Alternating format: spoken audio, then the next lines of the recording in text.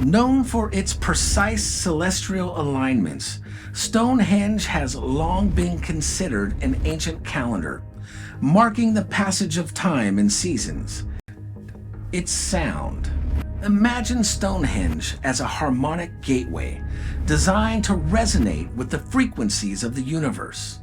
A place where the ancients didn't just observe the heavens, but communicated with them through the power of sound.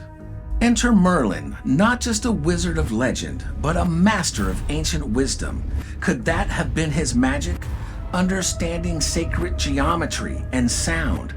Merlin's design for Stonehenge was a masterpiece of acoustic engineering, creating a bridge between Earth and the stars.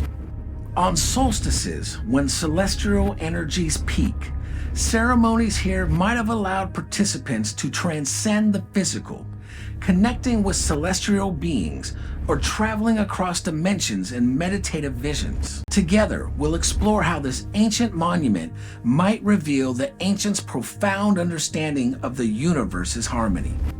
Is it possible that the key to the cosmos lies not in reaching out into the sky, but in resonating with the universe itself?